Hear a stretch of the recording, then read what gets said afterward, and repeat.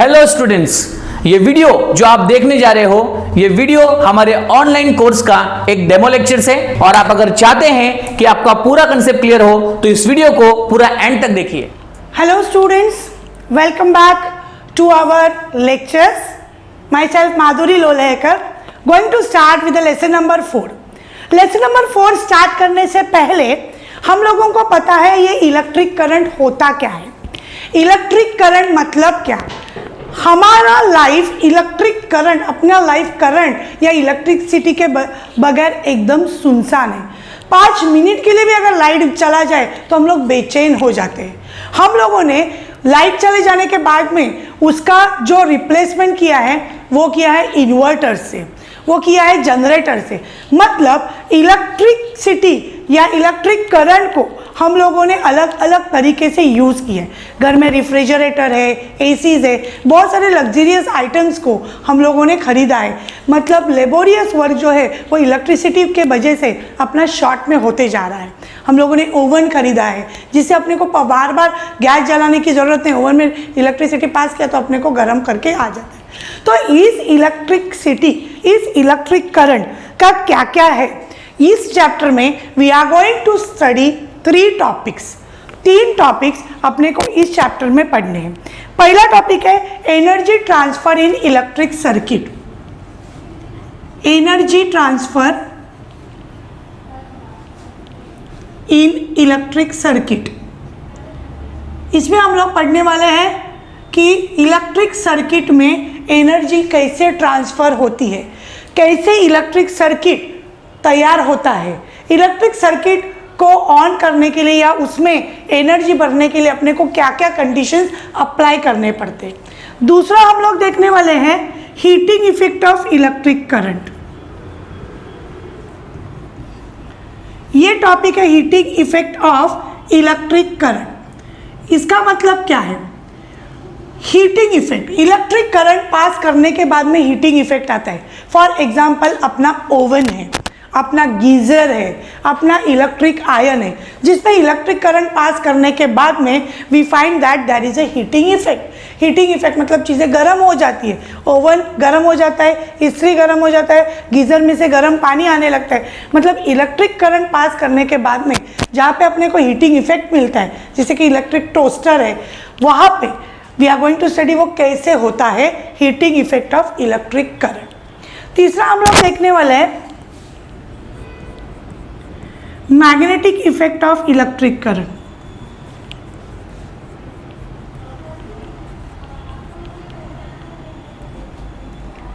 Electric current pass करने के बाद में मैग्नेटिक इफेक्ट कैसे होता है। सबसे एकदम अच्छा वाला एग्जांपल तुम लोगों ने 8th स्टैंडर्ड में पढ़ा था डोर बेल का।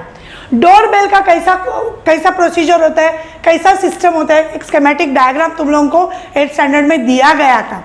डोर बेल बजाने के बाद में क्या होता है, इलेक्ट्रिसिटी पास होता है।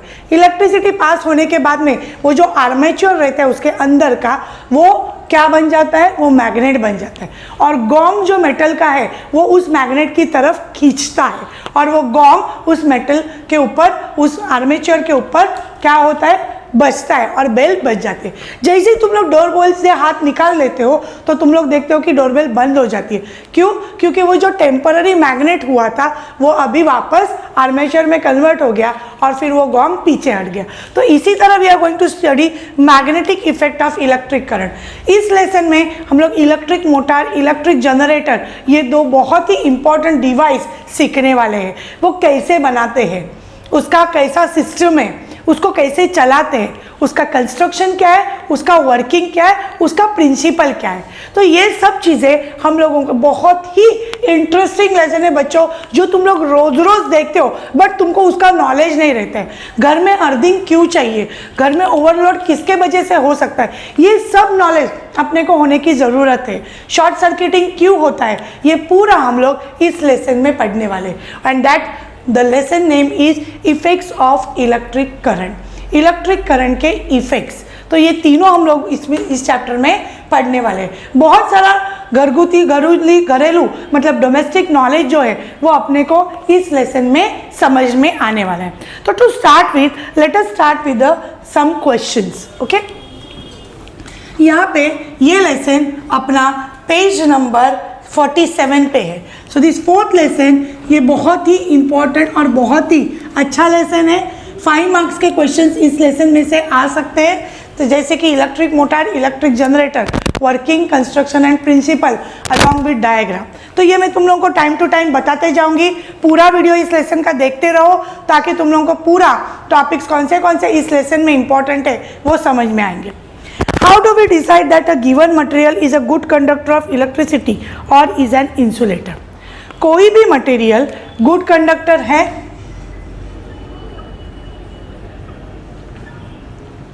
या इंसुलेटर है, ये कैसे समझेगा?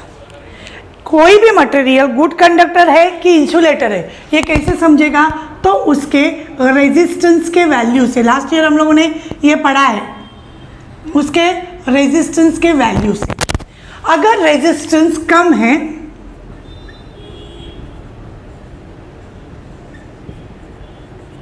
तो इट इज गुड कंडक्टर। अगर रेजिस्टेंस कम है तो गुड कंडक्टर, अगर रेजिस्टेंस हाई है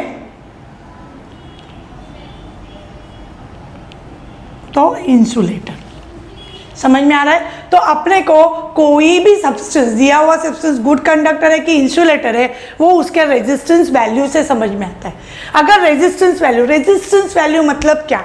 लास्ट ईयर हम लोगों ने देखा था कि flow of current, flow of electrons, current मतलब कंडक्टर, कंडक्टर मतलब होती है वायर। सपोज ये वायर है, ये वायर में करंट कभी पास होता है जब भी सर्किट ऑन होता है। सर्किट ऑन होने के बाद में जब भी वायर में करंट पास होता है मतलब क्या होता है? Electrons move from negative to positive और current move from positive to negative. ये हम लोगों ने 9th स्टैंडर्ड में पढ़ा था। तो इसमें जो इलेक्ट्रॉन्स मूव होते हैं उसको अगर रेजिस्टेंस आ जाता है, रेजिस्टेंस मतलब बंधन आ जाता है, तो क्या होता है? वो इलेक्ट्रॉन्स मूव नहीं होते। तो जहाँ पे रेजिस्टेंस लो है वो गुड कंडक्टर है, मतलब उसमें इलेक्ट्रॉन्स फ्लुएंटली फ्लो हो सकते हैं। जहाँ पे रेजिस्टेंस हाई है वहाँ पे इंसुलेटर, मतलब उसमें इलेक्ट्रॉन्स फ्लो नहीं हो सकते। वहाँ पे रेजिस्टिविटी हाई है तो वहाँ पे इलेक्ट्रॉन्स फ्लो नहीं होंगे। इस बात को पूरी तरह से समझो कि कोई भी सब्सटेंस गुड कंडक्टर है कि इंसुलेटर है, वो उसके रेजिस्टेंस वैल्यू के ऊपर डिपेंड करता है। तो that is the answer of first question. It depends on the resistance value of the material. If the resistance value is low, then it is good conductor. If it is high, then it is insulator. Second question. Iron is a good conductor of electricity. Ion को conductor of electricity, मतलब ion में से, कोई भी metal में से electrons पास हो सकते हैं, मतलब वो गुड कंडक्टर है। एक जगह से दूसरी जगह पे देखो, ये कंडक्टर मतलब क्या होता है? Conductor is a wire. इसमें जो इलेक्ट्रॉन्स है वो एक पोजीशन से दूसरी पोजीशन में फ्लो होते हैं। लास्ट ईयर हम लोग ने ये सब देखा है कि इलेक्ट्रॉन्स रैंडम घूमते रहते हैं, बट जब भी कोई भी सर्किट, उसको हम लोग कभी करंट पास करते हैं उसको, तो क्या होता है? वो एक लाइन में जाने लगते हैं। This is positive, this is negative. तो नेगेटिव से पॉजिटिव जाता है, मतलब इलेक्ट्रॉन्स इस दिशा में मूव करते हैं, इस डायरेक्शन में मूव करते हैं इलेक्ट्रॉन्स, ओके। और करंट उस डायरेक्शन में मूव करता है, ओके। ये हम लोगों ने लास्ट ईयर देखा था। अभी यहाँ पे क्वेश्चन है कि iron is a conductor of electricity. Iron अगर गुड कंडक्टर ऑफ इलेक्ट्रिसिटी है, but when we pick up a piece of iron resting on the ground, why don't we get electric shock? तो मैंने तुम लोगों को क्या बोला? कोई भी कंडक्टर विदाउट चार्ज मूव नहीं कर सकता। कोई भी कंडक्टर में इलेक्ट्रॉन्स विदाउट उसके इलेक्ट्रिक सर्किट कंप्लीट होने के बगैर उसमें इलेक्ट्रिसिटी नहीं बढ़ सकता, ओके। तो कोई भी चीज़ को अगर इलेक्ट्रिक शॉक लगना है तो ऑब्जेक्ट को चार्ज होना जरूरी है। चार्ज होना जरूरी है मतलब क्या? ये इलेक्ट्रॉन्स को चार्ज होना जरूरी है, ओके। पीसेस ऑफ आयन जो ग्राउंड पे गिरते या चार्ज नहीं रहते, okay. So even though ion good conductor of electricity है, फिर भी उसमें से अपने को शॉक नहीं लगता क्योंकि वो चार्ज नहीं होता। वो चार्ज कभी होगा? जब भी उसमें इलेक्ट्रिसिटी पास होगा। उसमें इलेक्ट्रिसिटी पास होगा मतलब ये बैटरी इलेक्ट्रिसिटी दे रहा है, आयन पीस को सपोज, तो उसको इलेक्ट्रिसिटी देने के बाद में उसके अंदर के जो इलेक्ट्रॉन्स है वो मूव करने लगते हैं, मतलब कंडक्ट होता है। एक पॉइंट से लेकर दूसरे पॉइंट तक वो इलेक्ट्रिसिटी जाता है। कैसे जाता है? Because of this charged particles, electrons. कोई भी कंडक्टर में, गुड कंडक्टर में इलेक्ट्रॉन्स रहते हैं, वो तभी मूव करेंगे जब भी वो चार्ज होंगे, वो तभी चार्ज होंगे जब भी उसमें इलेक्ट्रिसिटी पास होगी। Now we have learn in the earlier standards about static electricity. तुम लोगों ने बचपन में वो खेला भी होगा, सिर में तेल है, तेल को हम लोग वो पट्टी, प्लास्टिक की स्केल घुमाते हैं और फिर पेपर के ऊपर उसको घुमाते तो पेपर उसको अट्रैक्ट होते। That was called as static electricity. So we perform various experiments regarding negatively and positively charged objects. Ebonite, फिर हम लोग ने आयरन रॉड, इसके ऊपर 8th स्टैंडर्ड में बहुत सारे प्रैक्टिकल्स किए हैं। The reason behind the particles from one object to the reason behind the object becoming positively and negatively charged is the transfer of negatively charged particles from one object to another object. एक object से दूसरे object में negative और positive charge जब transfer होते तभी ही we can see that object become positively and negatively charge. जब भी वो ट्रांसफर होते हैं एक से दूसरे जगह पे, तभी वो पॉजिटिवली और निगेटिवली चार्ज हो सकते हैं। तो हम लोग ने बहुत प्रीवियस स्टैंडर्ड में इलेक्ट्रिक करंट के बारे में सीखा है। इलेक्ट्रिक करंट क्या होता है? इलेक्ट्रिक करंट मतलब क्या? दैट हम लोग उसको in this chapter we are going to study about electric current flowing through a conducting wire. इस वायर में इलेक्ट्रिक करंट कैसे फ्लो होता है ये हम लोग इस चैप्टर में पढ़ने वाले हैं। And electric current flowing through a resistor, conductor में से कैसे पास होता है, रेजिस्टर में से कैसे पास होता है, इलेक्ट्रोमैग्नेटिक इंडक्शन सीखने वाले, इलेक्ट्रिक मोटर सीखने वाले और जनरेटर सीखने वाले, ये सभी चीज़ें हम लोगों को इस चैप्टर में अभी पढ़नी है। तो अभी तक जो हम लोगों ने 8th-9th स्टैंडर्ड में जो थोड़ा बहुत नॉलेज गेन किया था वो इस चैप्टर में हम लोगों को परफेक्टली समझ में आएगा कि क्या है electric current, actually electric current कैसे फ्लो होता है। हायर पोटेंशियल से लोअर पोटेंशियल, जब भी पोटेंशियल डिफरेंस होता है हायर पोटेंशियल से लोअर पोटेंशियल तक, जब भी हम लोग कंडक्ट करते, फ्लो होता है इलेक्ट्रिसिटी, तभी दोनों जब भी तक इक्वल नहीं होते तब तक इलेक्ट्रिक करंट प्रोड्यूस होता है। जब भी दोनों पोटेंशियल्स इक्वल हो जाते हैं तभी इलेक्ट्रिक करंट स्टॉप हो जाता है। तो this was the basic thing, there was the potential difference. Potential difference जब भी होता है तभी इलेक्ट्रिक करंट पास होता है। ये बात को तुम लोग अच्छे से समझ लो, ये बेसिक नॉलेज है इलेक्ट्रिक करंट का। When there is a potential difference then only electric current passes through it. Okay, now what do you observe in the following pictures? अपने को फॉलोइंग पिक्चर्स में कुछ इलेक्ट्रॉनिक गैजेट्स दिखाई दे रहे हैं, बराबर है। पहले में अपने को टीवी दिखाई दे रहा है, ओके, फिर लैम्प दिखाई दे रहा है, मैं राइट। उसके बाद में फायर प्लेस दिखाई दे रही है, इजंट इट। उसके बाद में TV, electric, fire place, lamps, ये सब किसके ऊपर काम कर रहे हैं? देखो, TV, electric lamp, fire place,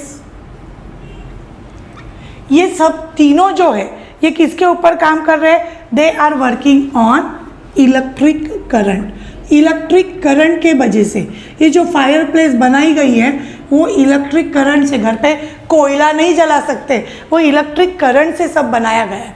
तो तुम लोगों को लेफ्ट साइड में जो दिखाई दे रहा है वो इलेक्ट्रिक करंट का इफेक्ट है। This is Holi dependent on electric current, effect of electric current. Electric current पास होने के बाद में ही ये चीज़ें चल सकती है, नहीं तो ये चीज़ें नहीं चल सकती। दूसरे डायग्राम में, बी डायग्राम में अपने को दिखाई देता है फैन, बराबर है। ये जो फैन है ये क्या कर रहा है? ये घूम रहा है। ये फैन जो घूम रहा है वो फैन किसके वजह से घूम रहा है? Magnetic effect of electric current. इसमें magnetic effect of electric current के वजह से फैन घूम रहा है। ओके, ये जो फैन घूम रहा है वो किसके वजह से घूम रहा है? Magnetic effect of electric current.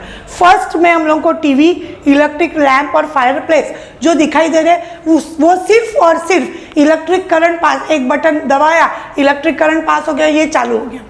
यहाँ पे फैन जो है, फैन के अंदर जो भी आर्मेचर कॉइल्स है वो कॉइल मैग्नेट बन जाते हैं जैसे ही फैन को हम लोग ऑन करते हैं। जैसे ही इलेक्ट्रिसिटी उसमें पास होती है तभी वो जो अंदर के कॉइल्स है वो मैग्नेट बन जाते हैं और वो घूमना शुरू करते हैं। तो that is magnetic effect of electric current. तीसरा भी तुम लोगों को दिखाई दे रहा है, दैट इज डोरबेल। तो ये डोरबेल भी जो है, doorbell, so doorbell is also a magnetic effect of electric current. It is a magnetic effect of electric current. Okay,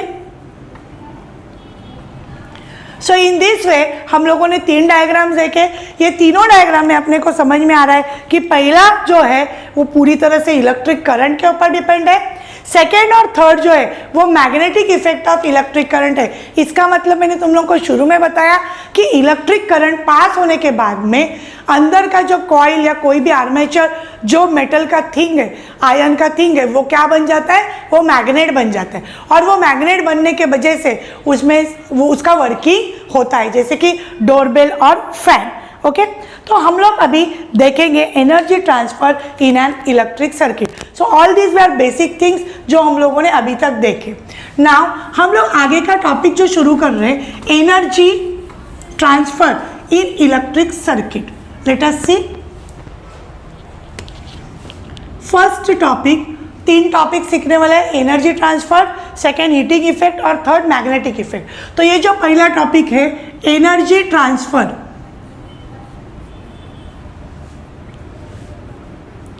in energy transfer in electric circuit.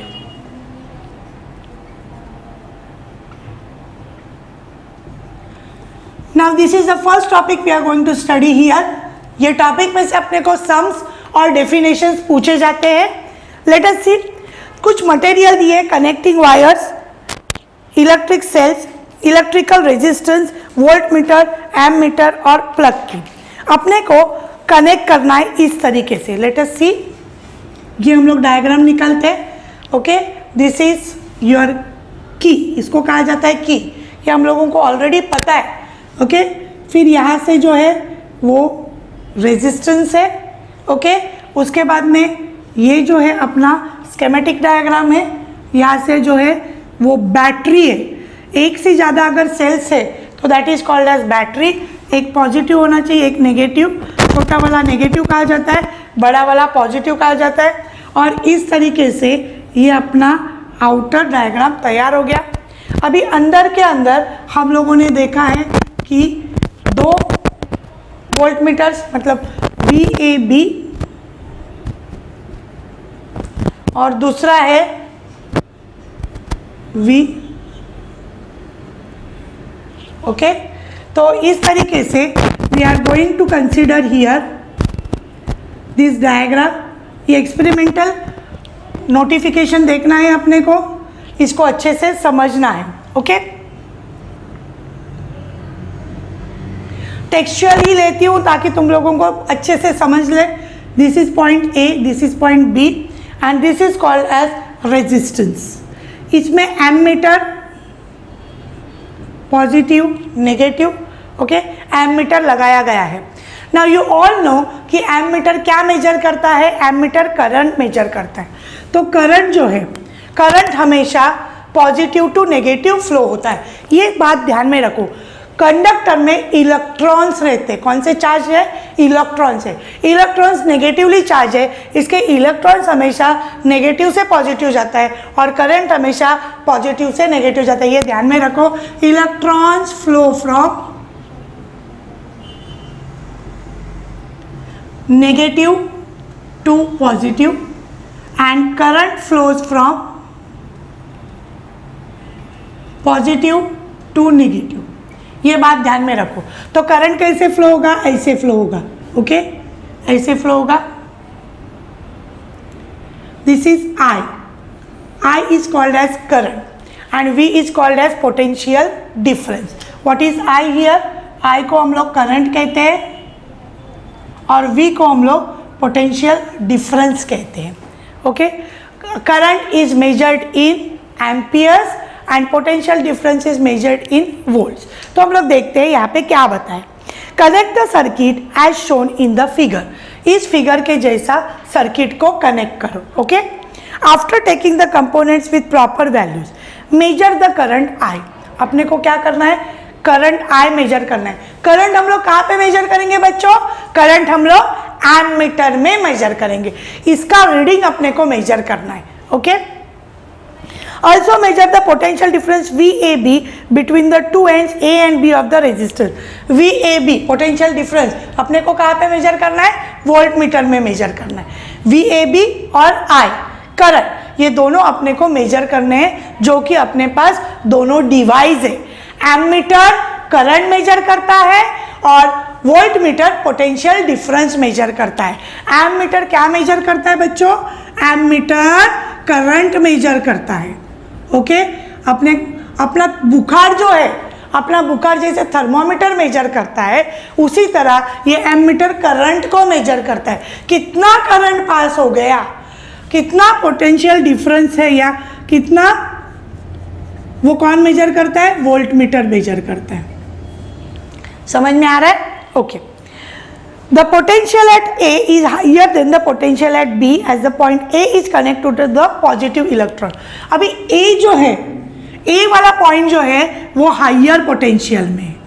वो हाइयर पोटेंशियल में क्यों है, क्योंकि वो पॉजिटिव से कनेक्टेड है।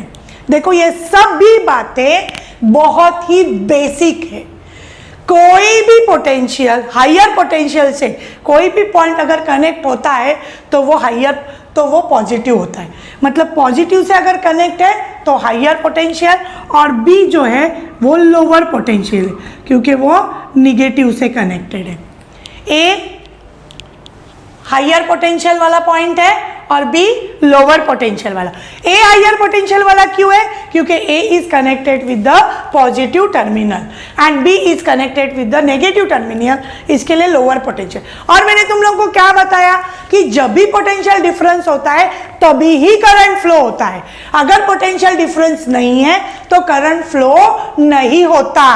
ये बात को अच्छे से समझो। जो वीडियो आप देख रहे हैं ये हमारे ऑनलाइन वीडियो लेक्चर्स का एक डेमो लेक्चर्स है। अगर आप चाहते हैं कि आपके 12th स्टैंडर्ड के ऑल सब्जेक्ट्स के ऑल चैप्टर्स आपको इसी तरह रिकॉर्डेड फॉर्म में मिले, तो उसके लिए तुरंत आप लोग प्ले स्टोर से हमारे अजीत एकेडमी एप्लीकेशंस को डाउनलोड कर लीजिए, और डाउनलोड करके आप लोगों को ये सारे वीडियो कोर्सेस हम लोग बहुत ही रीजनेबल कॉस्ट में, जो कॉस्ट आप सोच भी नहीं सकते उतने कम कॉस्ट में हमें वीडियो कोर्सेज आपको प्रोवाइड कर रहे हैं। किसी भी प्रकार की कोई भी क्वेरी के लिए नीचे दिए गए कॉन्टैक्ट नंबर पे आप कॉल करके आपकी क्वेरी को सॉल्व कर सकते हैं।